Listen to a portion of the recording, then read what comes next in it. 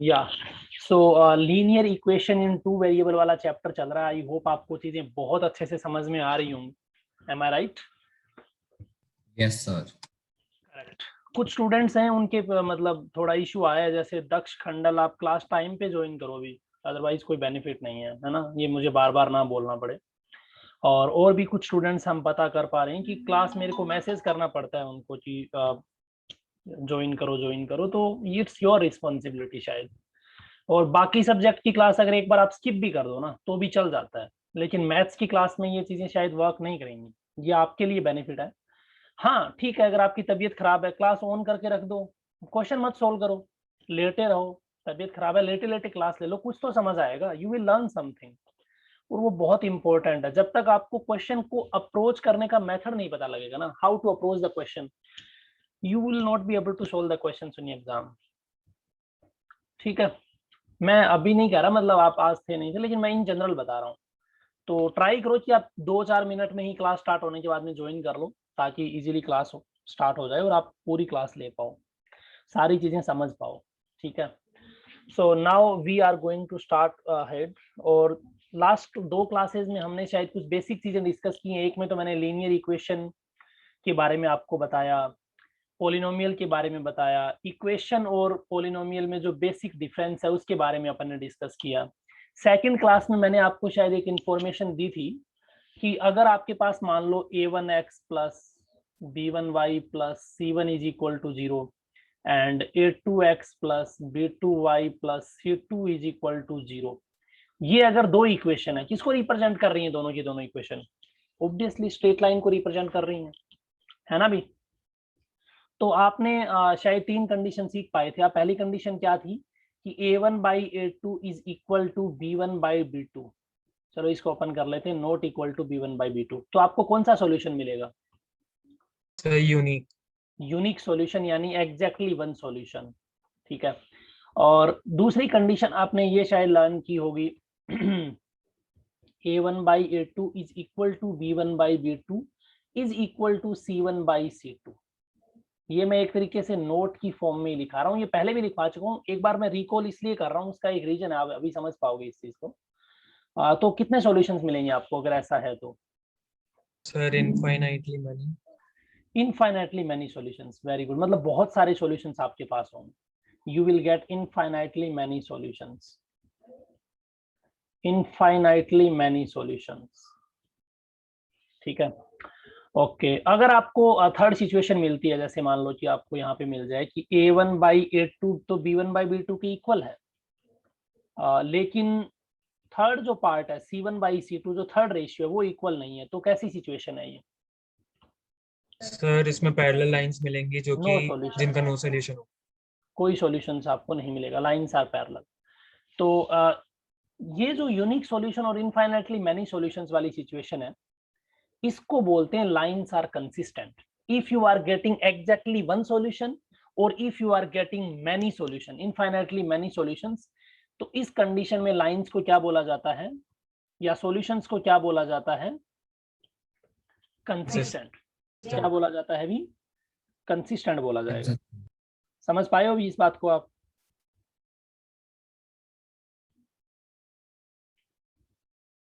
एक सेकंड भी, थोड़ा सा ये लैग यस कर।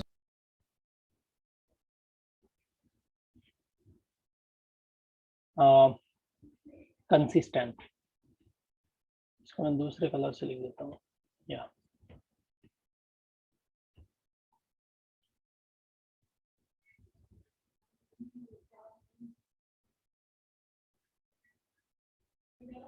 मैं ऐसा लिख देता हूँ इसको कि system of equations, system of equations जो मैंने ऊपर लिखा हुआ है, are consistent, are consistent, sorry sorry, consistent,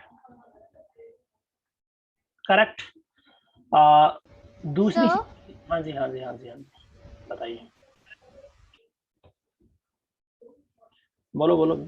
sir book में जो है जो कोइंसिडेंट लाइन वाली सिचुएशन है उनके लिए dependent bracket consistent pair of equations लिखा हुआ है। Will explain that also, inconsistent solution.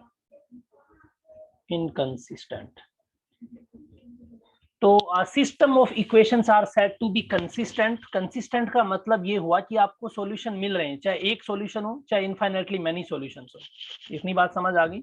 और इनकंसिस्टेंट है सिस्टम ऑफ इक्वेशन, इसका क्या मतलब है कि आपको कोई सॉल्यूशन नहीं मिल रहा. क्या यहाँ तक क्लियर है ये बात जो मैं बोल रहा हूँ? ठीक है. Yes, sir. तो ये जो मैंने आपको बात बोली आपको वही फॉलो करनी है, उससे आपको सारा का सारा मतलब सॉल्यूशन मिल जाएगा. ऐसा कोई इशू आएगा नहीं किसी भी क्वेश्चन में. करेक्ट. या अब मैंने आपको एक क्वेश्चन एज ए होमवर्क दिया था लास्ट क्लास में, अगर आपको याद हो. कुछ स्टूडेंट्स ने मेरे को मैसेज किया था उनके सॉल्यूशंस. ये बहुत अच्छी बात है कि उन्होंने उस क्वेश्चन को सोल्व किया है. तो मैं उसका सॉल्यूशन आपको बता देता हूँ. पहले क्वेश्चन लिखवा देता हूँ कि क्वेश्चन क्या था एक्चुअल में, जो मैंने एज ए होमवर्क में आपको दिया था. क्या था अभी क्वेश्चन, किसी को याद है थोड़ा बहुत? Sir, 2x plus 3y is equals to 7. या मैं इक्वेशन आप बोलना, मैं लिख रहा हूँ. ठीक है. तो इक्वेशन में लिख रहा हूँ 2x plus 3y is equals to 7. ठीक है. दूसरी इक्वेशन क्या दी थी आपको? Bracket a minus b x plus a plus b y is equals to 3a plus b minus 2. Is it correct? Yes, sir. ठीक है. Yes, sir. Finally, I think यही दो इक्वेशन आपको दी थी और ए और बी की वैल्यू फाइंड आउट करनी थी. और क्या कंडीशन दे रखी थी उसने? infinitely. Infinitely many solutions. तो यहाँ पे वो ये लाइन भी लिख सकता है कि system of equations are consistent inconsistent ना. Find A and B if infinitely many solutions are there. If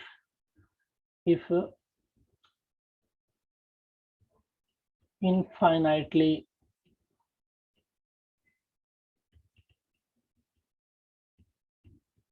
many solutions are there. यही क्वेश्चन था शायद, अप्रोक्स मैंने सही सा लिखा है, यही क्वेश्चन था. Yes, sir. ठीक है. अब अपने को क्या काम करना है कि पेपर में अगर इस टाइप का क्वेश्चन आता है कि इनफाइनाइटली मेनी सॉल्यूशन है या सिस्टम ऑफ इक्वेशन कंसिस्टेंट है, तो इसको कैसे अपन अटेम्प्ट करेंगे क्वेश्चन को, वो बहुत इंपॉर्टेंट चीज है. तो उसके लिए मैंने पहला स्टेप आपको क्या बताया था कि आप बिल्कुल भी पैनिक ना करें और जो इक्वेशंस गिवन है उनको किस में लिख लें? बोलो. Standard form. फॉर्म में. तो मैं लिखूंगा 2x plus 3y minus 7 is equal to 0. ये स्टैंडर्ड फॉर्म है. दूसरी इक्वेशन को भी मैं स्टैंडर्ड फॉर्म में लिख लूंगा a minus b into x plus a plus b into x a plus b y और माइनस. अब ध्यान से देखना minus pa b plus plus b minus 2 मैंने ब्रैकेट लगा दिया ताकि ज्यादा साइन मेरे को ना चेंज करने पड़े. ठीक है.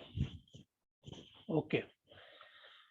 यहाँ पे अगर मैं कंपैरिजन करता हूँ तो a की वैल्यू 2 है, b की वैल्यू 3 है एंड c की वैल्यू -7 है. कुछ स्टूडेंट्स का ये क्वेश्चन था कि सर हमें यहाँ पे ये चीज लिखने की रिक्वायरमेंट है क्या, a b c की वैल्यू? तो रिक्वायरमेंट तो नहीं है बट बेटर आप लिख लो. ओ सॉरी, मैंने a b c लिख दिया. यहाँ पे a1 b1 c1 a2 b2 c2 होगा, है ना. ज्यादा बेटर यही है कि आप लिख लो इनकी value. a1 is equal to this, b1 is equal to this, c1 is equal to this.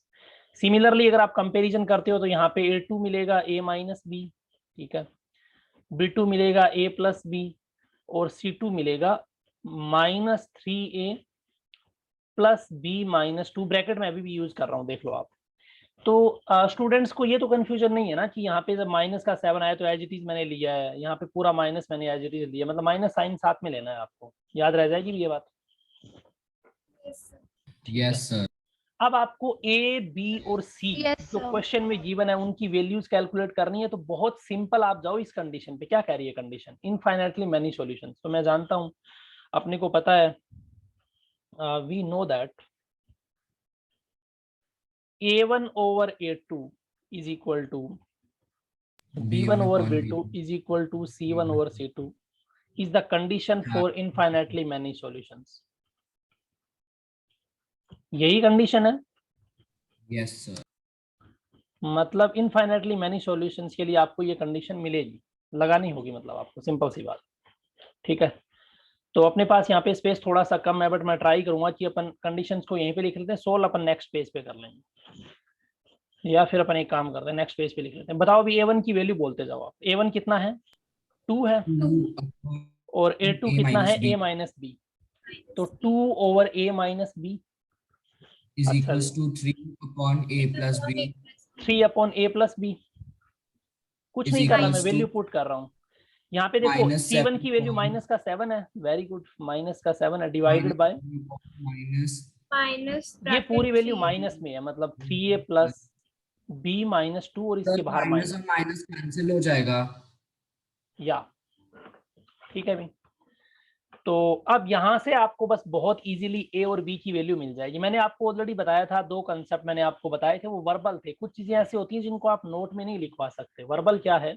आपके पास यहाँ पे 2 वेरिएबल हैं A एंड B, मतलब ये हुआ कि अगर मुझे A और B में 2 इक्वेशन मिल जाए तो मेरा काम हो जाएगा इजीली। दो वेरिएबल है, 2 इक्वेशन चाहिए मुझे। ऐसे ही मैंने आपको ये भी बताया था कि अगर आपके पास इक्वेशन डिग्री में हो, मतलब पावर में हो, जैसे क्वाड्रेटिक इक्वेशन है, क्यूबिक इक्वेशन है, तब आपको 2 सॉल्यूशन चाहिए x के, तो क्वाड्रेटिक होनी चाहिए इक्वेशन, 3 चाहिए तो क्यूबिक होनी चाहिए। ये बात भी बताई थी शायद, है ना? तो वो आपको याद रखनी है। अब देखो भी मैं फर्स्ट एंड सेकंड रेशियो को अगर कंपेयर करता हूं तो मैं यहाँ पे लिख देता हूँ कि from first and second ratio क्या लिख सकता हूं मैं? 2 into A plus B, directly लिख दिया मैंने। थोड़ा सा इसको ऊपर ले लेता हूँ। 2 into A plus B is equal to 3 into A minus B. Cross multiply तो पता है ना कंसेप्ट, इसको इससे मल्टीप्लाई, इसको इससे मल्टीप्लाई कर दिया। ठीक है, क्या बन रहा है अभी इक्वेशन बताओ? ये बनेगा 2a plus 2b is equal to 3a minus 3b।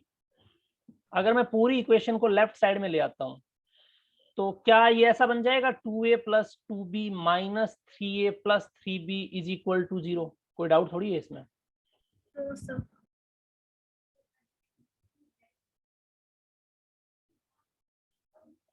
ठीक है, या तो अब देखो 2a और दूसरा कलर लेता हूं, ये 2a है और ये माइनस 3 है, क्या बना, क्या बचा? मतलब माइनस a बचा, ये 2b है और प्लस का 3b है, कितना बचा? 5B माइनस 5 प्लस का सर 5। प्लस 5 ध्यान से देखो, प्लस दोनों प्लस के हैं, दोनों पॉजिटिव हैं। ठीक है, ये 0 हो गया। बादशाह खंडेलवाल, हाँ जी बोलो भी। सर आप क्या पढ़ा रहे हो? कौन हो भी आप?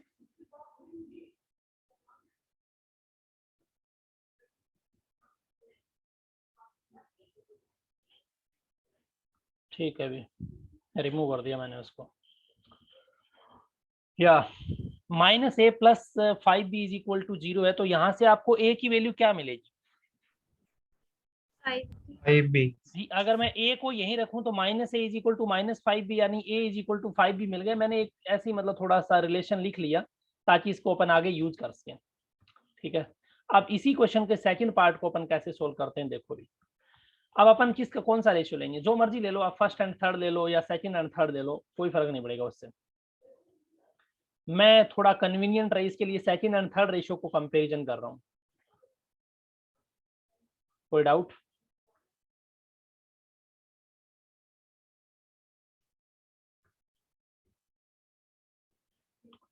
बोलो भी। सर तो अगर मैं यहाँ पे ऐसा लिखूं कि क्रॉस मल्टीप्लाई जब मैं कर, देखो माइनस माइनस तो प्लस हो गया, तो उसको लेने की रिक्वायरमेंट नहीं है माइनस को बार बार। 3 के साथ मल्टीप्लाई होगा 3a प्लस बी माइनस का 2, और 7 के साथ मल्टीप्लाई होगा a प्लस बी। क्लियर है यहाँ तक? तो ये बन जाएगा 9a प्लस में 3b माइनस का। हाँ जी सर वो -7 है। हाँ, देखो बेटा ये माइनस है, ये भी माइनस है, यहाँ भी माइनस, यहाँ भी माइनस, दोनों जगह प्लस हो गया ना, समझे? ओके भाई बात तो एक ही है, मैं दोनों साइड पहले ही माइनस को मल्टीप्लाई करके गायब कर दूं, बार बार माइनस को अपन क्यों रखेंगे? तो ये 9a प्लस 3b माइनस 6, फिर ये हो जाएगा माइनस 7a माइनस का 7b इज इक्वल टू, यहाँ 0 बच गया। कई बार स्टूडेंट को ये कंफ्यूजन रहता है कि जब इस टर्म को मैं यहाँ ले जाता हूँ तो यहाँ क्या बचेगा। जब आप सारी टर्म्स लेफ्ट साइड में ले चुके हो तो राइट साइड में 0 बचेगा ऑटोमेटिकली। लेकिन एक चीज का ध्यान में रखना है, मान लो ऐसा लिखा हुआ है कि x is equal to 2y और आप 2 को इस साइड में ले जा रहे हो, या फिर 2y को इस साइड में ले जा रहे हो, मतलब x बाई 2y लिख रहे हो, तो राइट साइड में क्या बचेगा, 0। Is it correct? अरे नहीं, करेक्ट नहीं है यार, यहाँ पे 1 बचेगा। जब आप यहां से इस पूरी टर्म को इसके डिनोमिनेटर में ला रहे हो ना, तो यहाँ 1 बचेगा। नहीं समझ आया अभी? देखो आपके पास क्वेश्चन ये है कि x is equal to 2y, ठीक है, मतलब ये हुआ कि अगर मैं यहाँ पे 0 लिख दूं तो x इज इक्वल टू 0 आ गया, जबकि था x is equal to 2y। तो आप ऐसा कुछ लिखो ना कि वापस सेम इक्वेशन आए। कब आएगी? जब यहाँ पे 1 बचेगा। या फिर आप इसको ऐसे समझ लो कि ऐसा हो क्यों रहा है, दोनों साइड से 2y से डिवाइड कर दो, 2y, यहाँ बच गया 1, इधर बच गया x ओवर 2y। नहीं समझ आ रहा? सर आ गया। ठीक सर आ गया। Very good. ठीक है अभी तो अब देखो क्या होगा। 9a माइनस का 7a कितना बचा? 2a बचा। 2a 3b माइनस का 7b कितना बचा? -4b माइनस का 4b माइनस का 6, बाकी कुछ है ही नहीं मतलब, तो माइनस का 6 इज इक्वल टू 0। कोई डाउट है? No sir. अगर आप ध्यान से देख रहे हो दोनों इक्वेशन को, इस इक्वेशन को, तो यहाँ 2 कॉमन आ रहा है। क्या बच रहा है? a minus 2b minus 3 is equal to 0। अब आपको पता है 2 0 के इक्वल नहीं हो सकता, तो 0 के इक्वल क्या होगा? मतलब मैं यहां से ऐसा कह सकता हूं ना, 2 can not be equal to 0। It means a minus 2b minus 3 is equal to 0 होगा। इसको इक्वेशन नंबर 2 नाम दे दो, इसको इक्वेशन नंबर 1 नाम दे दो। कोई डाउट है? भाई मैंने क्या No, काम sir. किया, मैंने 2 कॉमन ले लिया ताकि मेरी कैलकुलेशन थोड़ी इजी हो जाए। 2 कॉमन आ ही रहा है तो मैं ले लूंगा ना, इसमें कोई बड़ी बात है भी नहीं। देखो नेक्स्ट, तो आपका बन रहा है a minus 2b minus 3 is equal to 0। ये क्या है? ये मैंने इक्वेशन 2 को ही वापस लिखा है, लिख दिया। अगर आप ध्यान से देखो तो इक्वेशन 1 में आपके पास a की वैल्यू 5b है, मतलब जहां पे a है मैं वहां पे 5b लिख सकता हूं, और बाकी पार्ट मैंने कर दिया एज इट इज। बोलो, और मैं यहाँ पे क्या लिख दूंगा ब्रैकेट में, यूजिंग इक्वेशन 1। इक्वेशन 1 का अपन यूज कर रहे हैं इस लाइन में, सही है। तो ये बचा 3b minus 3 is equal to 0। 5b minus 2b 3b हो गया ना, तो ये हो जाएगा 3b इज इक्वल टू 3, यानी b इज इक्वल टू 3/3 यानी 1। तो यहां से मेरे पास b की वैल्यू 1 आ गई। इंटरेस्टिंग, ठीक है भी। अच्छा अब एक बात बताओ, आपके पास एक इक्वेशन 1 आपने थोड़ी देर पहले लिखी थी, क्या थी इक्वेशन 1? उसको वापस से लिख देता हूँ, a equals to 5b. a is equal to 5b। अच्छा आप कह रहे हो कि b की वैल्यू तो 1 निकाल चुके हो आप, तो a कितना आ गया? 5 आ गया। 5. a 5 आ गया ना, तो a की वैल्यू 5 आ गई, b की वैल्यू 1 आ गई। क्या आपको ये बात समझ आ गई अभी कि a और b के Yes, सॉल्यूशन sir. कैसे आए? ओवरऑल अपने को ये तो कैलकुलेट करना था a क्या आएगा b क्या आएगा, ठीक है। तो अब मेरे को बस एक बार क्विकली हैंड रेज करके ये बता दो कि how many students are there who tried to solve this question at home and got the correct answer? Honestly बताना है अभी ना। ओके, नील्या गुप्ता, प्रांजल, अक्षिता, ओम शर्मा, आर्यमन शर्मा, दक्ष, आदर्श, अंशिका, श्रीधर, पार्थ, मुस्कान, अमनदीप, जरमाल, बहादुर।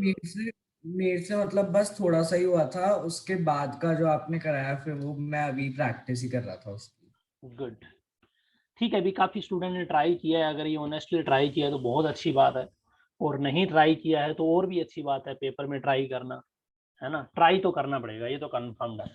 इस बार पेपर कैंसिल होने नहीं है, एक बार हो गए गलती से, वो भी गवर्नमेंट को रिग्रेट है उस चीज का।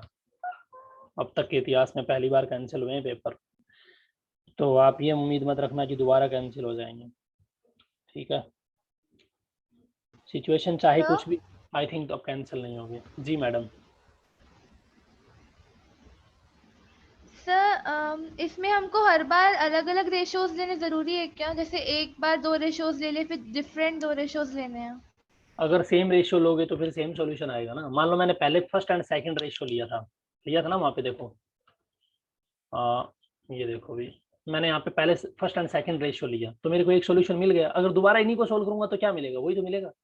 इसका मतलब चेंज करना पड़ेगा ना, दूसरा तीसरा लो। हाँ, ये आपकी चॉइस है कि अगर आपके पास 2 ही वेरिएबल हैं तो मुझे पहले से आइडिया था मुझे 2 इक्वेशन बनानी है, तो मैंने इसको स्किप कर दिया फर्स्ट एंड लास्ट को, वो मेरी मर्जी है। मैं फर्स्ट एंड लास्ट भी ले सकता था, फिर इसको स्किप कर देता मैं, है ना। या फिर आप ये स्किप कर दो, ये first and second and last and first and last ले लो। It's your choice. कुछ तो फ्रीडम होना चाहिए ना, लोकतंत्र है इंडिया, डेमोक्रेटिक कंट्री है। ठीक है भी? Okay sir. ठीक है। तो मैंने अब तक आपको ऐसा मान लो लीनियर इक्वेशन इन 2 वेरिएबल में बहुत इंपॉर्टेंट और जो एग्जाम के पर्सपेक्टिव से जो स्कोरिंग क्वेश्चन जो कंसेप्ट है वो ये बताया है कि आपको जब लीनियर इक्वेशन दे करके ये पूछा जाए कि ये पैरेलल हैं, कोइंसिडेंट है, इंटरसेक्टिंग है, यूनिक सॉल्यूशन है, नो सॉल्यूशन है, इनफाइनाइटली मेनी सॉल्यूशंस है, कंसिस्टेंट है, इनकंसिस्टेंट है, तो आप इस टाइप के क्वेश्चन शायद कर लोगे। ये कंसेप्ट आपने अब तक डिस्कस किया है, राइट। अब अपन डिस्कस करने जा रहे हैं कि अगर अपने पास इक्वेशन दे दे तो सॉल्यूशन निकालने कैसे हैं। अब तक तो अपन ने सॉल्यूशंस का नेचर जानने की कोशिश की थी कि कितने सॉल्यूशन मिलेंगे, अगर यूनिक सॉल्यूशन हो तो कैसे निकालेंगे उसको। ठीक है, तो algebraic methods of solving a pair of linear equations.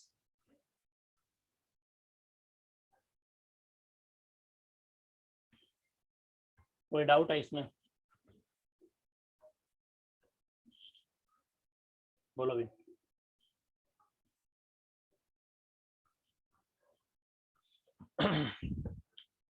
हाँ जी, तो अब यहाँ पे मैंने एक नाम लिखा है अलजेब्रिक मेथड। इसका मीनिंग क्या है?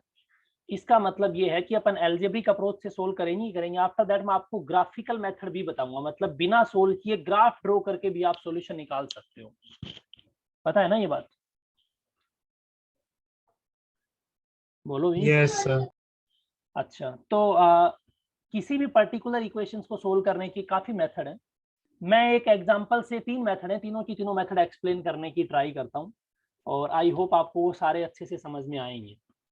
ठीक है, okay correct. Wait a second, yes या देखो भी, तो मैं एक एग्जांपल ले लेता हूँ फिर अपन मेथड को डिस्कस करते हैं तो ज्यादा बेटर रहेगा। जैसे मान लो मैंने पहली इक्वेशन ले ली, एक एग्जांपल ही है एक तरीके से, x + 2y = 3। ठीक है, इसको मैंने इक्वेशन नंबर 1 नाम दे दिया, राइट। सेकंड इक्वेशन है जिसको अपन क्या लिख सकते हैं, कुछ भी बोल दो आप, जैसे थोड़ा फिजिबल सी इक्वेशन हो, मतलब 2x + 3y = 4 ले लो, 5 ले लो। ठीक है, सिंपल सी इक्वेशन, चलो माइनस ले लो यहाँ पे। रैंडम मैंने इक्वेशन ली, कोई ना कोई सॉल्यूशन अपने को जरूर मिल जाना चाहिए। ठीक है, मैंने ये ट्राई किया है कि सॉल्यूशन मिले एटलीस्ट, ऐसा ना हो कि सॉल्यूशन ही ना मिले। ठीक है भी, तो इनको अपन सोल्व करने की कोशिश करते हैं। पहला मेथड देखो, क्या मेथड है,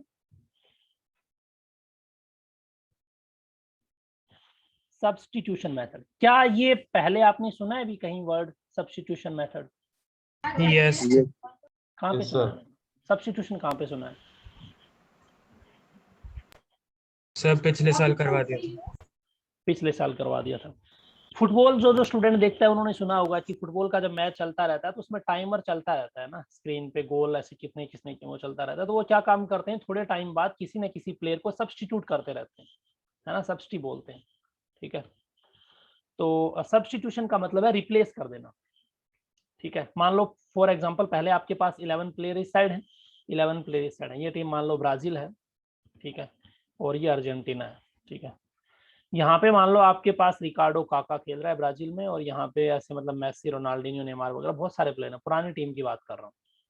तो यहाँ पे कोई पर्टिकुलर प्लेयर है, वो मान लो थोड़ा सिक है, या फिर मान लो उसको वो टायर्ड फील कर रहा है, या कुछ भी मान लो रीजन, या फिर उसका एक पर्पज ये भी रहता है कि कुछ मतलब होता है ना, थोड़े टाइम बाद न्यू प्लेयर आ जाता है तो वो नया होता है, बाहर बैठा रहता है, एनर्जेटिक होता है, तो उसका नया प्लेयर आ जाता है फील्ड में, इधर से ये भी रिप्लेस करते रहते हैं, तो इसको सब्स्टिट्यूशन चलता रहता है, ठीक है। तो सब्स्टिट्यूशन का मतलब है रिप्लेस कर देना। वहां पे प्लेयर को आप वेरिएबल समझ लो, मतलब यहाँ पे अपन मैथ्स में वेरिएबल समझ लो, तो एक वेरिएबल को दूसरे वेरिएबल से रिप्लेस कर देना बस। अगर ये लाइन आपको याद रह जाती है मैथ्स में, तो आपको सब्स्टिट्यूशन मेथड, हाँ क्लास में टीचर को सब्स्टिट्यूट कर देना। ओम शर्मा ने एग्जांपल बताया, बहुत अच्छी बात है, ठीक है। जैसे मान लो आज मैं आपको मैथ्स पढ़ा रहा हूँ, कल को मान लो आपको कोई और मैथ्स पढ़ाए, तो वो मेरा क्या होगा, सब्स्टिट्यूशन होगा, ठीक है। जैसे आज मान लो आप किसी स्कूल में, कोई केवी में है, कोई आर्मी पब्लिक स्कूल में है, कोई फलाना इंटरनेशनल, कोई डमकाना इंटरनेशनल, स्कूल तो है तो वैशाली में ही, नाम में इंटरनेशनल लगा रखा है, वो सारे बच्चे हैं। तो आज आप 10th में हो, ठीक है, कल को आप कहाँ चले जाओगे, 11th में चले जाओगे, तो आपको कौन रिप्लेस कर देगा, जो आज की डेट में 9th क्लास में, वो लोग आपको क्या कर देंगे, रिप्लेस कर देंगे, मतलब सब्स्टिट्यूट कर देंगे। सही बात बोल रहा हूँ या नहीं? तो यही सिचुएशन है, बस यही सब्स्टिट्यूशन मेथड है।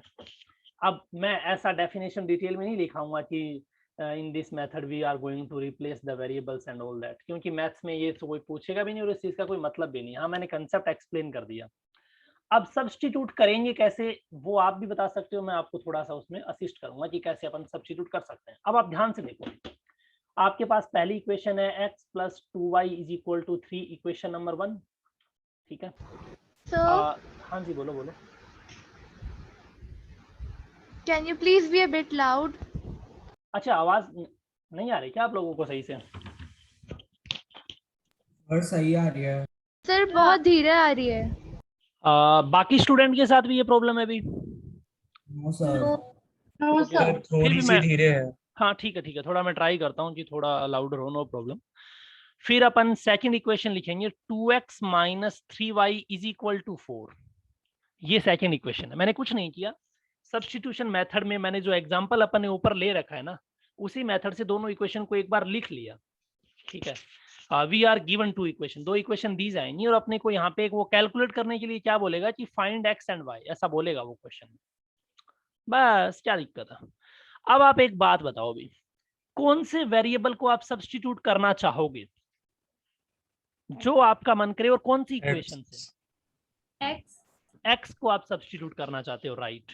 तो मैंने क्या काम किया, पहले वाली इक्वेशन का x उसको पिक कर लिया मतलब यहीं रख लिया, x को यहीं पे रखा लेफ्ट साइड में, बाकी जो भी दुनिया है, बाकी जो भी टर्म्स हैं, उन सबको मैं ले गया राइट में, तो ये बन गया 3 - 2y। ये सिंपल हो जाएगा यार, ये तो बहुत सिंपल सब्स्टिट्यूशन है, आप भी कर लोगे। मैं आपको थोड़ा अच्छा बताता हूँ, मैंने क्या रखा, y को सब्स्टिट्यूट करते हैं, तो मैंने 2y को यहीं रखा, ये बन गया 3 - x, राइट। भाई जब x लेफ्ट से राइट में जाएगा तो प्लस से माइनस हो Yes, sir. जाएगा, न्यूमरेटर से डिनोमिनेटर में जाएगा, तो वो तो आपको पता ही है, सिंपल फंडा है ना। y की वैल्यू यहाँ से क्या आ रही है, y की वैल्यू आ रही है 3 - x / 2। क्या आप इस बात को समझ पा रहे हैं भाई या नहीं समझ पा रहे? मैंने Yes, क्या sir. काम किया, पहले वाली सर, इक्वेशन समझ आ से रहा है। एक वेरिएबल की वैल्यू बाहर निकाल ली, मतलब एक वेरिएबल की वैल्यू निकाल ली दूसरे वेरिएबल की टर्म्स में। It means we have found y in terms of x, that's it. What we are going to do now, अपन इस वैल्यू को कहां पे पुट करेंगे, इक्वेशन 2 में पुट कर देंगे। तो मैं यहाँ पे लिख रहा हूँ, सॉरी मैं यहाँ पे लिख रहा हूँ putting this value in equation 2। अब ऐसा मत कर देना कि इसी इक्वेशन को वापस इक्वेशन 1 में ही पुट कर दो, सेम इक्वेशन मिलेगी। समझ रहे हो बात को, putting this value in equation 2। भाई y जो आपने सब्स्टिट्यूट कर रहे हो ना, या फिर पुटिंग की बजाय आप ऐसा कर दो सब्स्टिट्यूटिंग दिस वैल्यू, है ना, एक ही बात है, मतलब y को सब्स्टिट्यूट कर दो इक्वेशन 2 वाले को। तो इक्वेशन 2 क्या था, 2x - 3y = 4 था, यही था, ठीक है। y की वैल्यू आपने निकाली है, तो 2x तो एज इट इज रह जाएगा। अब y कितना आया आपका, y है 3 - x / 2, शायद यही है, या 3 - x / 2 = 4, that's true, yep, right। अब बस कुछ नहीं करना, x में पूरी की पूरी लीनियर इक्वेशन बन गई। 8th क्लास में और 9th क्लास में आपने बहुत अच्छे से सीखा होगा how to solve a particular equation in one variable. एक ही वेरिएबल है अब तो क्या दिक्कत है। तो ये आपका 2x बन जाएगा, ये आपका बन जाएगा माइनस का 3 into 3 minus x divided by 2 is equal to 4। तो यहाँ पे इसको सोल्व करने का एक तरीका ये भी है कि मैं इसको ऐसे लिख दूं, ज्यादा बेटर नहीं है, सॉरी 2x ओवर 1 बीच में माइनस, कुछ नहीं किया मैंने, 2x के नीचे 1 ले लिया, वो आपको वैसे ही समझ आ जाता अगर मैं ना लिखता तो भी। तो ये 2 एलसीएम आ रहा है मेरा, कितना बन गया ये 4x, ये कितना बन गया 3 into 3 minus x is equal to 4। क्या कर लो, क्रॉस मल्टीप्लाई कर लो, ये 4x माइनस का 9 प्लस का 3x इज इक्वल टू 8। कोई डाउट अभी इसमें, बोलो, नहीं है ना डाउट? क्या बन गया 7x is equal to 9 plus 8 यानी 17 बन गया। तो यहां से आपके पास रिजल्ट क्या आ गया, यहां से मैं थोड़ा सा इसको एडजस्ट करता हूं ताकि अपन लिख सकें एक लाइन में, या तो यहां से मेरे पास x की वैल्यू कितनी आ गई भाई बताओ, 17/7 x की वैल्यू कितनी आ गई 17/7 आ गई। अच्छा कोई बता सकता है y की वैल्यू कैसे निकालेंगे भाई फिर, how we are going to calculate the value of y? x आ गया आपके पास 17/7, हम y की वैल्यू 3 माइनस ऐसे कुछ निकाली थी, अब उसमें पुट अपने कर पास दो x पहले को। से ये सब सॉरी दूसरा, ये अपने पास पहले से सब्स्टिट्यूट किया हुआ था y, तो y की वैल्यू अपने पास कितनी है, y is equal to 3 minus x divided by 2 है। क्या मैं इस चीज को ऐसा लिख सकता हूँ y is equal to 1/2 into में 3 माइनस एक्स और x की वैल्यू 17/7 दूसरे कलर से लिख देता हूँ ताकि आपको पता लग जाए कि अपन ने सब्स्टिट्यूट किया है यहाँ पे, राइट? कितना आ गया 1/2 बाहर, ये कितना हो गया 21 माइनस 17 डिवाइडेड बाई 7। मैंने डायरेक्टली एलसीएम ले लिया, शायद आप समझ गए होंगे। तो y की वैल्यू आ गई 1/2 इंटू 4 डिवाइडेड बाई 7, तो रिजल्ट आ गया 1/14, नहीं नहीं नहीं नहीं 2/7, 2/7 यानी 4/14 होगा ना, तो 2/7 बन गया। तो y की वैल्यू आ गई आपके पास 2/7। कोई डाउट यहां तक भी किसी स्टूडेंट को, या कुछ ना समझ आया हो ऐसा कुछ? कोई रॉकेट साइंस तो मैंने बताई नहीं है, बहुत सिंपल बात है, बस एकदम आराम से कर सकते हो आप, कोई इश्यू ही नहीं है आपको। ओके कूल, समझ आ गया अभी सब्स्टिट्यूशन मेथड कैसे सब्स्टिट्यूट करोगे, इजीली कर दोगे? Yes Yes, sir. Yes, अब sir. अपन थोड़ा आगे प्रोसीड करते हैं और इसी क्वेश्चन को सेकंड मेथड से सोल्व करने की कोशिश करते हैं। सेकंड मेथड कौन सा है अभी, सेकंड मेथड नाम बता सकता है कोई, anybody? Elimination.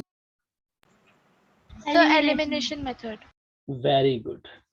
So do you have any prior idea कि what is the elimination method, क्या होता है एलिमिनेशन मेथड, कैसे एलिमिनेट किया यस जाता है? Sir Yes, sir.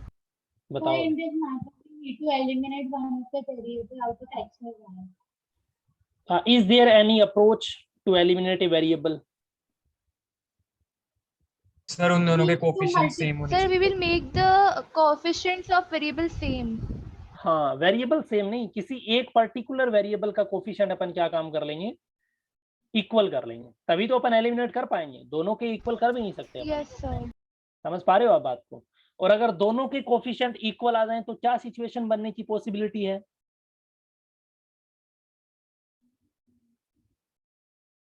सर इधर नो सॉल्यूशन और इनफाइनाइटली मेनी सॉल्यूशंस। हाँ वेरी गुड, क्योंकि या तो पैरेलल हो जाएंगी या फिर क्या हो जाएंगी, लाइन को इंसाइड कर जाएंगी a1/a2 का रेशियो इक्वल आने से। ठीक है भी, तो सेकंड मेथड है अपना, जो मेथड है वो है एलिमिनेशन मेथड।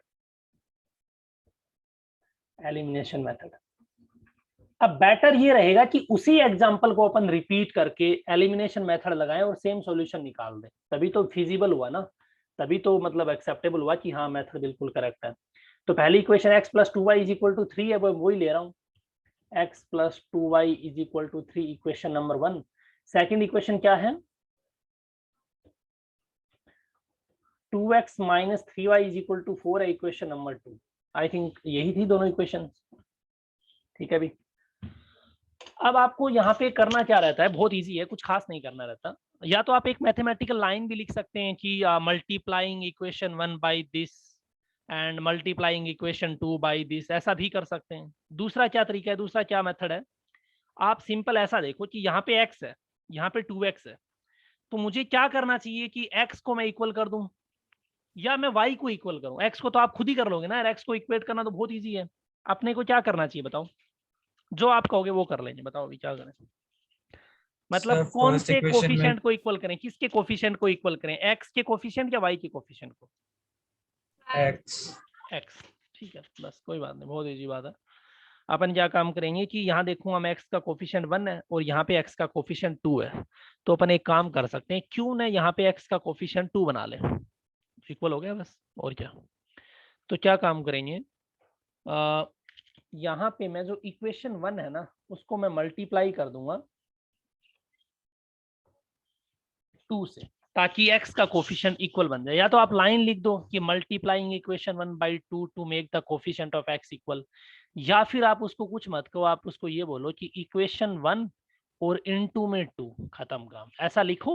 और ऐसा लिखने के बाद में ऐसा कर भी दो, मतलब पहले इक्वेशन को मल्टीप्लाई कर दो 2 से, 2x 4y is equal to 6 और इसको नाम दे दो इक्वेशन नंबर 3। मतलब अब आपका टारगेट है वो ये है कि इक्वेशन 3 बन चुकी है आपकी 2x प्लस दिस, और इस इक्वेशन को किसी से मल्टीप्लाई करने की रिक्वायरमेंट है नहीं। क्यों? क्योंकि आप लगाने जा रहे हो एलिमिनेशन मेथड और यहाँ पे 2x ऑलरेडी है। अच्छा जी, अब आते हैं अपन नेक्स्ट स्टेप पे। क्या है next step? So we will subtract equation 2 हाँ, अब from यहाँ 3. पे ध्यान में ये रखना है यार कि यहाँ 2x है पॉजिटिव, यहाँ 2x है पॉजिटिव। इसका मतलब ये हुआ कि आपको दोनों की दोनों इक्वेशन को सब्ट्रैक्ट करना होगा। भी ऐड कर दोगे तो 4x बन जाएगा ना, तो मैं क्या काम करूंगा, Yes. दोनों इक्वेशन को सब्ट्रैक्ट करूंगा ताकि कट हो जाए x से x। तो कुछ भी कर लो, चाहे इक्वेशन 3 माइनस इक्वेशन 2 कर लो, चाहे इक्वेशन 2 माइनस इक्वेशन 3 कर लो, ऐसा लिख दो इक्वेशन 2 माइनस इक्वेशन 3। एग्जामिनर को समझ आना चाहिए कि आप क्या करने जा रहे हो, मतलब उसको क्या कहना क्या चाह रहे हो। ऐसा नहीं कि आप अपनी मर्जी से कुछ भी लिखे जा रहे हो और फिर उसको समझ में ना आए, वो मार्क्स काट लेगा। क्लैरिटी होनी चाहिए आपकी राइटिंग में, मेन बात बस यही है। या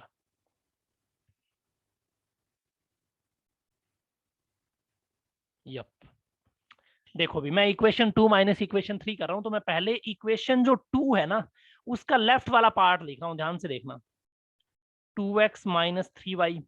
अब मैं सब्ट्रैक्ट कर रहा हूं क्या, इक्वेशन 3 का लेफ्ट वाला पार्ट क्या है भी, बताओ?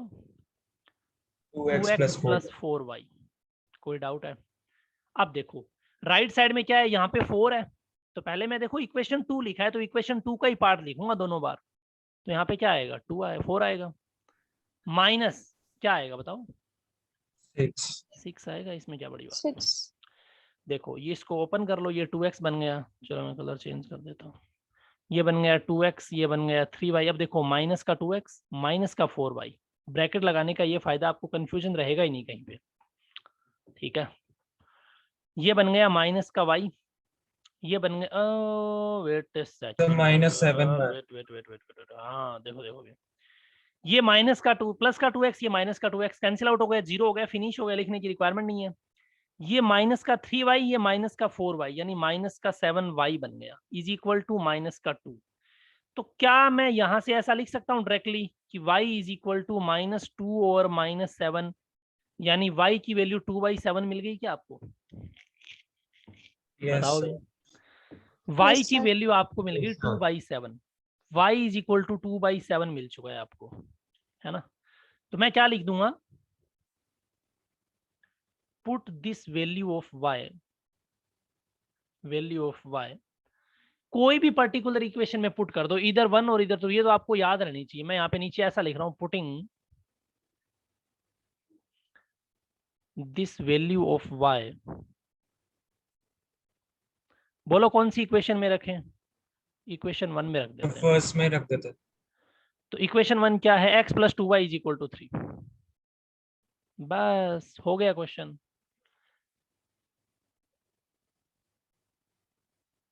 टू इंटू वाई की वैल्यू कितनी आई है, 2/7 इज इक्वल टू 3। कितना बन गया बताओ? x plus 4/7 is equal to 3। x की वैल्यू निकालने के लिए मैं क्या करूंगा, 3 माइनस 4/7, तो ये कितना बन गया 21 माइनस 4/7 कितना रिजल्ट आया 17/7। 17 बस। तो अपन ने जब यहाँ पे सोल्व किया तो अपने पास x की वैल्यू 17/7 आई है और y की वैल्यू कितनी आई है 2/7। तो पहले क्या आ रही थी 2/7 पहले क्या यही वैल्यूज आ आ रही थी यही वैल्यूज आ रही थी शायद। दिखाता हूँ मैं आपको ये नहीं आ रही तो दोबारा सोल्व करना पड़ेगा मिस्टेक है मतलब कहीं ना कहीं। ये देखो सेम ही आ रही थी भी 2/7 17/7। दूसरा मेथड लगाया एलिमिनेशन मेथड उसमें भी अपने को क्या मिल रही है सेम वैल्यूज मिल रही हैं। इसका मतलब मेथड करेक्ट है मानते हो भी या नहीं मान रहे। Yes sir. x is equal to 17/7 and y is equal to 2/7। तो इस वाले मेथड से भी अपने को सेम रिजल्ट मिल रहा है। ट्रू बोलो। Yes sir. तो क्या आपको अप्रोच समझ आ गई कि एलिमिनेशन मेथड में क्या करेंगे और सब्स्टिट्यूशन मेथड में क्या करेंगे। Have you understood the Yes, approach sir. या। अब यहाँ Yes, पे sir. मैं इसी क्वेश्चन में क्रॉस मल्टीप्लिकेशन जो थर्ड मेथड है वो लगाऊंगा लेकिन मैं पहले थर्ड मेथड आपको चाहता हूँ सेपरेटली एक्सप्लेन करूँ क्योंकि इसमें थोड़ा सा ट्रिकी मेथड है थर्ड मेथड। क्या नाम है मेथड का मैंने बोल भी दिया वैसे आपने सुना हो तो cross multiplication. Cross multiplication. Cross multiplication method. Cross multiplication method as name suggest cross multiply करना है किसी ने किसी चीज को। ठीक है अब देखो भी क्रॉस मल्टीप्लिकेशन मेथड के लिए मैं पहले आपको एक स्टैंडर्ड पैटर्न बता देता हूं फिर अपन इसी एग्जांपल को सोल्व करके सेम सॉल्यूशन निकाल देंगे। इसका मतलब ये हो जाएगा कि अपन को पता लग गया कि क्रॉस मल्टीप्लिकेशन मेथड होता क्या और इसमें क्या अप्रोच अपन फॉलो कर सकते हैं। ठीक है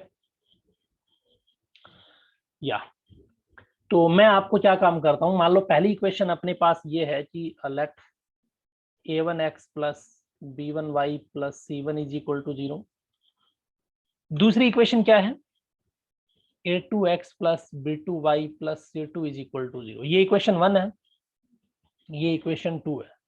अब यहाँ पे सबसे इंपॉर्टेंट चीज जो सबसे मेन बात है जो मैं वर्बल अब बोल रहा हूँ वो इंपॉर्टेंट है। क्या है while applying the cross multiplication method always convert the given equation in standard form। और स्टैंडर्ड फॉर्म क्या है शायद आपको पता है क्या है स्टैंडर्ड फॉर्म भाई। सर जो स्क्रीन पर लिखी ये जो मैंने लिखा है ना राइट साइड में 0 लेफ्ट साइड में ऐसे x y कांस्टेंट ये स्टैंडर्ड फॉर्म मतलब पहले x वाले टर्म फिर y वाले टर्म फिर कांस्टेंट वाले टर्म ऐसे प्लस माइनस जो भी है ये स्टैंडर्ड फॉर्म है। इसमें आपको कन्वर्ट करना होगा गिवन इक्वेशंस को। तो ये स्टेप मैंने बोला है सिर्फ है ना ये आपको याद रहना चाहिए। क्वेश्चन में एग्जामिनर जानबूझ के क्या काम करेगा उलझाएगा मतलब वो ऐसा लिख देगा x is equal to 2y plus 3 और एक इक्वेशन ऐसा लिख देगा x minus y is equal to 5। तो पहले आप स्टैंडर्ड फॉर्म में कन्वर्ट करो। पहले वाली इक्वेशन का स्टैंडर्ड फॉर्म क्या होगा x minus 2y minus 3 is equal to 0। दूसरी इक्वेशन का स्टैंडर्ड फॉर्म क्या होगा x minus y minus is equal to 5। तो समझ आया बोलो भी। Yes sir. करेक्ट या अब मैं क्या काम कर रहा हूँ यहाँ पे आपको दे रहा हूँ इस स्टैंडर्ड मतलब क्या अप्रोच फॉलो करनी है मतलब क्या सॉल्यूशन आएगा क्या प्रोसीजर रहेगा वो देखो भाई बहुत सिंपल है। आपको क्या काम करना है कि क्रॉस मल्टीप्लिकेशन मेथड में हमें वैल्यू किसकी चाहिए फाइनली अपना टारगेट क्या है अपना टारगेट अपने पास x आ जाए y आ जाए। तो मैं क्या काम करता हूँ क्रॉस मल्टीप्लिकेशन मेथड में 3 रेशियो बनाता हूँ। इनके सॉल्यूशंस आप इस फॉर्म में लिख सकते हो मतलब ऐसा लिख सकते हो कि x डिवाइडेड बाय ऐसा कुछ। ठीक है फिर यहाँ पे मैंने बीच में इक्वल का साइन ले लिया y डिवाइडेड बाय चलो इसको भी स्ट्रेट लाइन ऐसे बराबर। ठीक है ओके फिर क्या आएगा यहाँ पे आएगा कांस्टेंट 1 डिवाइडेड बाय दिस। ये 3 पैटर्न लगाने हैं आपको। अब कुछ टीचर्स कुछ स्टूडेंट्स कुछ बुक्स ऐसे रिकमेंड करती हैं कि यहाँ पे माइनस लो फिर उसका अलग पैटर्न रहता है नीचे लेकिन मैं आपको कहीं भी माइनस नहीं बता रहा। आप ध्यान से सुनो इस मेथड को पहले x फिर y फिर 1। अब यहाँ नीचे क्या आएगा वो मैं बता रहा हूँ बीच में 3 इक्वल के साइन आएगा। एक तरीके से 3 रेशियोज आपको बनाने 3 रेशियोज फॉर्म करने हैं। समझ पा रहे हैं भी बात को। अब देखो क्या कोई स्टूडेंट बता सकता है भी कि x के नीचे क्या आएगा? मैं बताता हूँ भी क्या लेना है। आप एक काम करो, x कहाँ से आ रहा है, मतलब x वाली टर्म्स में क्या क्या है? आप कहोगे सर A1 A2 है, इसको स्किप कर दो, इसको भूल जाओ एक बार। ऐसे मतलब एक तरीके से आप ऐसा मान लो कि हाँ आर्यमन शर्मा बताओ अभी। Sir B1/B2 and C1/C2। बहुत अच्छे, मतलब इसने क्या काम किया, जब x के नीचे इसने लिखा ना रेशियो, x के नीचे जब टर्म्स लिखना स्टार्ट किया तो इसने x वाली टर्म्स को स्किप कर लिया, या फिर ऐसा मान लो लेफ्ट हैंड रख लिया इस पे पूरे पे। मैं पॉइंटर से बता रहा हूँ आपको, इस पे पूरे पे लेफ्ट हैंड रख लिया मतलब इसने, या राइट हैंड रख लिया, मतलब स्किप करना है इसको। क्या बचा? B1 बचा है, B2 बचा है। कुछ स्टूडेंट स्टार्टिंग में पता है क्या मिस्टेक करेंगे, वो ऐसा लिखेंगे B1y B2y नहीं, वेरिएबल नहीं लिखना, सिर्फ कोफिशिएंट लिखने हैं, सिर्फ और सिर्फ कोफिशिएंट। ठीक है, हाँ सही, वो समझ रहे हो आप, माइनस को साथ लेके चलना है। कब तक लेके चलना है अभी माइनस को साथ, बताओ, बोलो भी। जब तक है जहाँ। हाँ जब तक है जान, ठीक है अभी। ओके, तो B1 B2 C1 C2 आ गया। अब आप जब y लिखोगे तो y वाले को स्किप कर लो। अब y वाले को स्किप करते टाइम बहुत ज्यादा कंफ्यूजन होता है स्टूडेंट्स को। क्या कंफ्यूजन होता है? कुछ लोग ऐसा लिखते हैं A1 A2 लिख दिया, C1 C2 लिख दिया। कुछ लोग ऐसा लिखते हैं कि सर ऐसा भी तो लिख सकते हैं, C1 C2 पहले A1 A2 बाद में। क्या करना चाहिए, मतलब कौन सा अप्रोच फॉलो करना चाहिए, बताओ। जो स्टूडेंट ऐसा लिखना चाह रहे हैं कि A1 A2 C1 C2 लिखना चाह रहे हैं, उनको Second लिखना वाला। पड़ेगा यहाँ पे माइनस, और मैं नहीं चाहता कोई माइनस माइनस का ऐसा कुछ पंगा हो। तो आप क्या काम करो, आप एक पैटर्न को फॉलो करो, एक प्रोसेस को फॉलो करो। क्या प्रोसेस, क्या पैटर्न है, देखो। पहले आपने B1 B2 लिखा, फिर C1 C2 लिखा। यहाँ पे आप क्या काम करो, वापस वही लिख दो C1 C2, मतलब ये वाला यहाँ कॉपी कर दो एक तरीके से। इसका मतलब y के जस्ट आगे वाला पहले लिख रहा हूं मैं, यानी C1 C2। क्या बचा? A1 A2, ऑब्वियस सी बात है, A1 A2। अच्छा 1 के नीचे आ जाओ, 1 के नीचे मतलब जो कांस्टेंट वाली टर्म है उसको स्किप कर दो, कांस्टेंट वाली टर्म्स को क्या कर दो, स्किप कर दो। कर दिया। अब क्या दिख रहा है आपको, A1 A2 दिख रहा है, B1 B2 दिख रहा है, कौन सा पहले लिखना है? वो तो A1 A2 कंफ्यूजन मैंने B दूर कर ही दिया, A1 A2 पहले लिखना है, क्योंकि लास्ट में A1 A2 आया था, उसको वापस कॉपी कर दो A1 A2। और B1 B2। क्या आपको ये टेबल जो मैंने बनाई है, चार्ट बनाया है, या फिर जो ये रेशियोज लिखे हैं, कुछ भी कह लो, समझ आया है? ये समझ आई है भी आपको ये बात, या नहीं आई? सर पर यहाँ पर जैसे B1 B2 C1 C2 है तो दोबारा यहाँ बता पर देता हूँ, कोई दोबारा बता साइन देता हूँ, है दोबारा फिर बता क्या मतलब? मेरा कहने का मतलब है, सबसे पहले आप क्या लिखो, एक्स वाई जेड 3 रेशियो लिख लो। अब रेशियो का जो डिनोमिनेटर है वो क्या आएगा? न्यूमरेटर तो मैं बता दिया, एक्स वाई और कांस्टेंट यानी 1 लिख दिया यहाँ पे। अब अपन आते हैं डिनोमिनेटर पे। डिनोमिनेटर लिखते टाइम आपको क्या काम करना है कि A1 A2 जो कोफिशिएंट है एक्स का, उसको स्किप कर लो, क्योंकि पहले एक्स के नीचे वाले टर्म में एक्स को स्किप करना रहेगा। छुपा लो एक तरीके से, भूल जाओ इसको। फिर जो बच गया है उसको एज इट इज लिख दो, B1 C1 B2 C1, B1 Yes, C1 sir. B2 C2, correct. Okay, अब आ जाओ C1 Y1 Y पे। Y वाले में इसको स्किप कर लो। कंफ्यूजन क्या होगा कि Yes, पहले sir. कौन सा लिखें, उसका कंफ्यूजन मैंने दूर कर ही दिया आपको। पहले ये लिख दो यहाँ पे सेम C1 C2। समझ आया? सर इनके बीच में कुछ भी नहीं लगाना है क्या, जैसे अरे प्लस वो माइनस? बताऊंगा आगे बताऊंगा क्या लगाना है, कैसे लगाना, वो बात की बात है। पहले ये तो समझ लो, इसी से वो समझ आएगा। सर ये तो समझ में आ गया। हाँ, रिपीट कर रहा हूँ मैं एक बार। उसके बाद में यहाँ पे 1 लिख दिया। 1 के नीचे क्या लिखना है? 1 के नीचे जो बच गया A1 B1 A2 B2, पहले क्या आएगा जो आपने लास्ट में लिख के आए हो, A1 A1। समझ आ गई बात? इतनी कहानी समझ आई भी? ठीक है। अब देखो भी इसके नीचे, इसके बाद क्या करना है वो बताता हूँ मैं। Yup, yes sir. अब इसके बाद की कहानी क्या है वो देखो। या इसके बाद में आपको क्या काम करना है कि जो x वाली जो नीचे टर्म लिखी है ना, बी क्रॉस मल्टीप्लाई करना है। मेथड का नाम क्या है? Cross multiplication method. क्या मेथड है अभी? Cross multiplication method. तो आपको क्या करना है? डेफिनेटली क्रॉस मल्टीप्लाई करना है, ऑब्वियस सी बात है। कैसे करोगे भी क्रॉस मल्टीप्लाई? देखो, B1 का क्रॉस मल्टीप्लाई करना है आपको B2 के C2 के साथ, मतलब B2 का C1 के साथ। क्रॉस ऐसे ही हुआ ना, क्रॉस ऐसे बनाना, इसका इसके साथ, इसका इसके साथ, इसका इसके साथ। पर एक कंफ्यूजन होगा इसमें। क्या कंफ्यूजन होगा भी? कि मैं, चलो ठीक है, मतलब इसको जो मैं वापस लिखूंगा, आगे वाले टर्म में मैं जब लिखूंगा तो मैं ऐसा लिख दूंगा कि x डिवाइडेड बाय दिस, है ना। दूसरे वाले में क्या लिख दूंगा, y डिवाइडेड बाय दिस और 1 डिवाइडेड बाय दिस। लाइन में ड्रॉ कर रहा हूँ, 1 मिनट। या ठीक है भी, correct.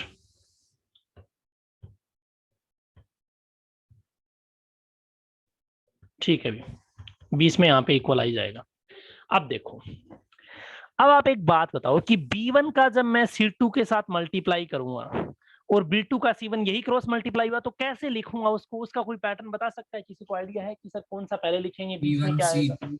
B1 C2 minus B2 C1। बहुत अच्छे। B1 का मल्टीप्लाई करेंगे C2 के साथ, B2 का मल्टीप्लाई करेंगे C1 के साथ और बीच में माइनस आएगा। कैसे समझोगे बताऊंगा थोड़ी देर में, देखते रहो। फिर यहाँ पे क्या करेंगे, C1 का मल्टीप्लाई करेंगे A2 के साथ, C1 का मल्टीप्लाई A2 के साथ, फिर C2 का मल्टीप्लाई A1 के साथ, बीच में माइनस आएगा। फिर यहाँ पे A1 का मल्टीप्लाई B2 के साथ, फिर A2 का मल्टीप्लाई B1 के साथ, बीच में माइनस आ जाएगा। कोई डाउट है अभी इसमें? कोई डाउट अब तक? ये जो निशान मैंने बनाया है ना, ये जो मैंने निशान बनाया पेपर में आपको बनाने की रिक्वायरमेंट नहीं है, बनाना चाहो तो कोई गलत भी नहीं है। अब आते हैं कि इसको कैसे रिमेंबर करें, कैसे याद रखें, क्या तरीका है। देखो भाई, ये जो B1 है ना, पहले B1 आ रहा है तो पहले B1 का मल्टीप्लाई करो, बीच में माइनस लगा दो, खत्म काम। यहाँ पहले C1 आ रहा है तो पहले C1 का क्रॉस मल्टीप्लाई करो, बीच में माइनस लगा दो। फिर यहाँ पे A1 आ रहा है, A1 का मल्टीप्लाई करो, बीच में माइनस लगा दो, खत्म। ऐसे याद रखना है बस। कोई डाउट है, कोई कंफ्यूजन है अभी? सर यहाँ पर प्लस नहीं लगा सकते? प्लस नहीं लगा सकते, ये फॉर्मूला है, एक तरीके से प्रोसेस है, ये मेथड है, अप्रोच है, समझ रहे हो? Okay sir. अच्छा, अब आपको चाहिए x और y की वैल्यू। अगर मैं स्टार्टिंग के दो रेशियो को कंपेयर करता हूं तो क्या मिलेगा मुझे? x रेशियो y मिलेगा, ऑब्वियस सी बात है। अगर मैं फर्स्ट एंड लास्ट को कंपैरिजन करता हूं तो x की वैल्यू मिलेगी। अगर मैं सेकंड और थर्ड को कंपैरिजन करता हूं तो y की वैल्यू मिलेगी। तो मैं क्या लिखूंगा आगे देखना भी, मैं लिखूंगा from first and last, first and third ratio. पहला रेशियो क्या है, x, और मैं डायरेक्टली लिख रहा हूं अब, है ना, देखना भी, B1 C2 minus B2 C1, B1 C2 minus B2 C1। अच्छा, लास्ट वाला क्या है, 1 डिवाइडेड बाय, बोलो, A1 B2 minus A2 B1। यहां से आपको x की वैल्यू क्या मिलेगी, मतलब x क्या मिलना चाहिए भाई? ये वाली चीज इधर चली जाएगी, 1 के साथ मल्टीप्लाई हो जाएगी, यानी B1 C2 minus B2 C1 divided by A1 B2 minus A2 B1। कुछ स्टूडेंट पता है क्या करते हैं, ये फॉर्मूलाज रट्टा मार लेते हैं, उनको याद करने की कोशिश करते हैं। ऐसा नहीं करना भी आपको, बिल्कुल भी नहीं करना। ये प्रोसेस है, अप्रोच है, ये मेथड है, मतलब एक तरीके से आप ऐसा समझ लो। और कोई ये ज्यादा टफ भी नहीं, आप आराम से निकाल लोगे। अब मैं कंपेयर करके दे रहा हूँ आपको दूसरा रेशियो, मतलब second and last, second and third term, second and third ratio. ठीक है, अब सेकंड एंड थर्ड रेशियो को कैसे कंपैरिजन करोगे आप वो देखो। क्या है भी, y ओवर दिस, यानी y divided by C1 A2 minus A1 C2 या C2 A1,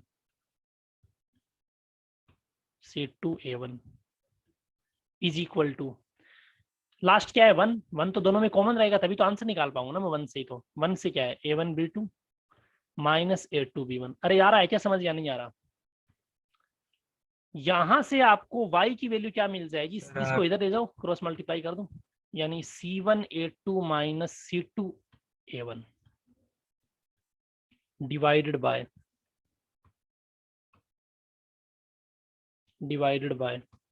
कितना आ जाएगा, A1 B2 minus A2 B1। ठीक है, ये आपको y की वैल्यू आ गई। Do not try to remember the formula, memorise नहीं करना, फॉर्मूले को मगअप नहीं करना, रट्टा नहीं मारना है। अब मैंने ये मेथड तो बता दिया, अब ये तभी समझ आएगा जब अपन इस पे प्रैक्टिस करेंगे। और प्रैक्टिस कौन से एग्जांपल से करेंगे, जो अपन ने पहले लिया हुआ है, तो उस वाले एग्जांपल से प्रैक्टिस करते हैं, क्या अपना आंसर आता है क्या सही। अब मैं आपको दे रहा हूँ 1 मिनट, 2 मिनट ले लो, चलो कोई दिक्कत नहीं। सर हाँ जी, बोलो बोलो बोलो। सर इस क्रॉस मल्टीप्लिकेशन का एक और तरीका भी तो है। हो सकता है, बहुत तरीके हैं, डिनाई नहीं कर रहा मैं। सर वो x y और 1 लिख के फिर रेशियोज लिख दो। हाँ वो भी है। तो x plus 2y is equal to 3, 2x minus 3y is equal to 4, same example है, सेम क्वेश्चन है जो अपन ने पहले सोल्व किया है। आप लोग ट्राई करो, क्या आपका आंसर 7/2 y की वैल्यू और 17/7 x की वैल्यू आ रही है क्या आपके पास? इस क्वेश्चन को सोल्व करने के लिए मैं 2 मिनट दे रहा हूँ, चैट बॉक्स में मैसेज करना है, sir I have got the answer, yes और नो, बस दैट्स इट। फटाफट शाबाश, पूरा सोल्व करो, ट्राई करो, पता तो लगेगा गलती कहाँ पे हो रही है, और ये भी पता लगेगा अटेम्प्ट कैसे करना है। शाबाश।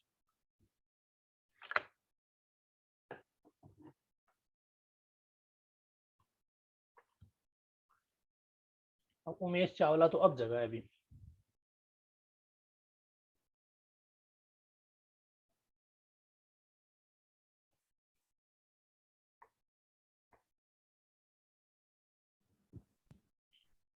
Sir, can you open previous?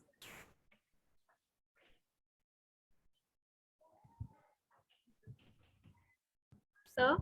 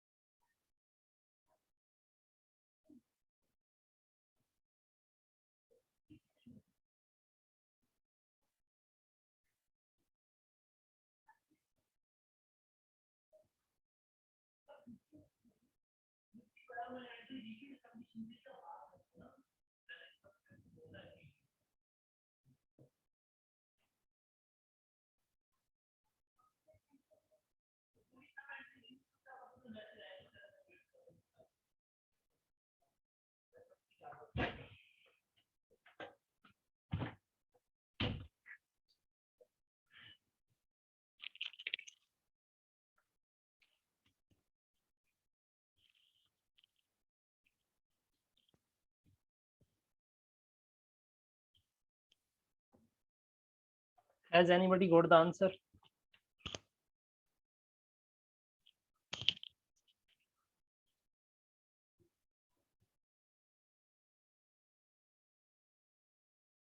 हाँ नीले गुप्ता, मैं बोल ही नहीं रहा था इतनी देर से आवाज कैसे आएगी? Pranjal got the answer, Aryaman Sharma got the answer, very good very good, बहुत अच्छे। सेम अप्रोच फॉलो करनी है। मैंने पहले आपको एक जनरल मेथड बताया है ताकि आपको समझ आए क्रॉस मल्टीप्लिकेशन मेथड, उसके बाद आप इस पे लगा सकते हो। सबसे पहला स्टेप क्या था इसको सोल्व करने का, बताओ भी, अगर किसी स्टूडेंट को याद है तो कौन बताना चाहेगा? Y is equal to Daksh Khandal, very good. क्या क्या था सबसे पहला स्टेप? क्रॉस मल्टीप्लिकेशन मेथड का सबसे पहला स्टेप। Sir standard form. या स्टैंडर्ड फॉर्म में क्रॉस मल्टीप्लिकेशन मेथड।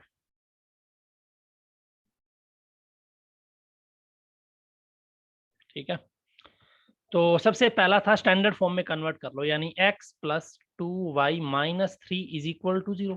ठीक है, और दूसरी इक्वेशन ज्यादा इजी ये रहेगा कि आप इसके नीचे लिख लो, क्यों? क्योंकि आपको दिखता रहेगा फिर a1 b1 c1 सब, है ना। तो यहां से क्या आ जाएगा, 2x minus 3y minus 4 is equal to 0। समझ पा रहे हैं भी बात को? एक मिनट में, या करेक्ट। अब देखो क्या बन जाएगा। सबसे पहले मेरे को क्या काम करना होगा, मैं यहाँ पे 3 लाइंस ड्रॉ कर देता हूँ। इसके नीचे आ जाएगा x, ठीक है, यहाँ पे आ जाएगा y, और यहाँ पे आ जाएगा 1। ये x है, ये y है, ये 1। ठीक है, इक्वल है ये, राइट है। अब बताओ क्या लिखें, जल्दी जल्दी बोलो, शाबाश।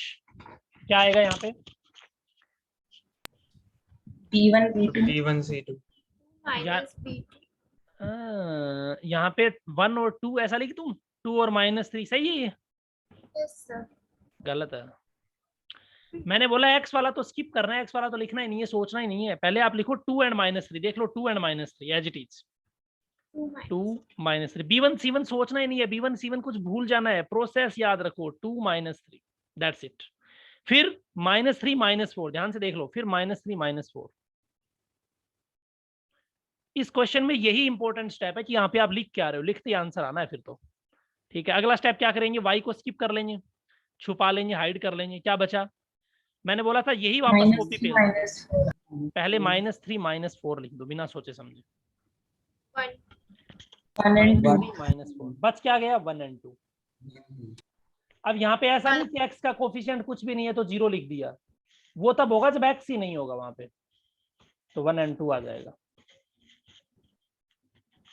तो ये 1 and 2 आ जाएगा। ठीक है, अब 1 के नीचे क्या लिखना है, बस 1 1 वाला and 2. कांस्टेंट टर्म्स को स्किप कर लो, यानी क्या बचा, 1 and 2 एज इट इज, 2 और minus 2 -3। क्या इसमें किसी स्टूडेंट को डाउट है भी क्या कर रहे हैं अपन, ये डाउट है किसी को? आई होप इसमें डाउट नहीं होना चाहिए, मतलब इसको मैंने यहाँ लिख लिया। ठीक है, इसको थोड़ा थोड़ा पास में ले आते हैं ताकि मतलब क्वेश्चन थोड़ा ऐसा लगे कि हाँ यहीं पे निपटा दूंगा मैं। या यप, करेक्ट। Yes sir. ठीक है, अब क्या करेंगे भाई अपन, Cross x divided by cross multiply कर दो। क्या आएगा क्रॉस मल्टीप्लाई करोगे, मैं डायरेक्ट कर रहा हूँ मैं Minus मल्टीप्लाई, अब 2 का मल्टीप्लाई -4 के साथ, यानी माइनस का 8, -3 का मल्टीप्लाई -3 के साथ। चलो मैं एक बार 9 पहला ही क्वेश्चन है, इनजस्टिस होगा आपके साथ, -8 -4। ठीक है, बीच में माइनस आता है according to the question, according to the process, according to the formula. ठीक है, फिर मल्टीप्लाई होगा -3 का -3 के साथ। कोई डाउट? ओके, यहां तक आपको समझ आया होगा। फिर आता है y डिवाइडेड बाय या क्या आएगा, minus y डिवाइडेड बाय आएगा -3 into 2, फिर अकॉर्डिंग टू फॉर्मूला माइनस आएगा, फिर आएगा 1 -4 into 1, एज इट इज लिख रहा हूं मैं, जैसा प्रोसेस मैंने आपको थोड़ी देर पहले बताया वही फॉलो कर रहा हूं। फिर आएगा 1 डिवाइडेड बाय 1 into -3, पहले आपको 1 मिला तो 1 का मल्टीप्लाई, पहले आपको -3 मिला तो -3 का मल्टीप्लाई, समझ रहे हो बात को। फिर 2 into 2, बीच में माइनस आता है, ये प्रोसेस भूलना नहीं है। ठीक है भी, आपको पेपर में ये जो स्टेप है ना, ये आप स्किप कर सकते हो, मतलब आप डायरेक्टली ये स्टेप लिखो जो मैं अब लिख रहा हूँ, देखना भी क्या करना चाहिए। क्रॉस मल्टीप्लिकेशन मेथड यहाँ पे लिख देता हूँ, solve using cross multiplication method.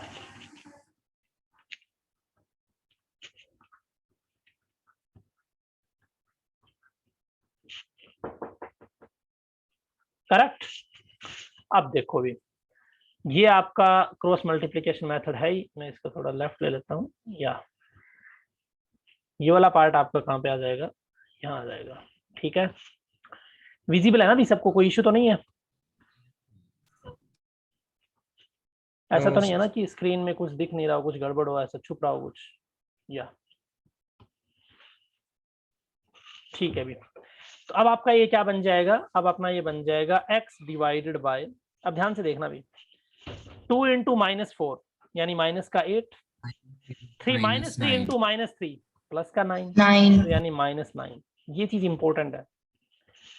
यहाँ पे क्या बन जाएगा, y डिवाइडेड बाय -3 into 2 यानी 6, -4 into 1 -6 -6 ही तो लिखा है मैंने, -4 into 1 यानी माइनस का 4, और माइनस माइनस क्या हो जाएगा प्लस, तो मैं यहाँ पे लिख रहा हूँ चलो एक बार माइनस रहने देते, माइनस का 4 ब्रैकेट में लिख दिया, सही है, ठीक है अभी। Yes sir.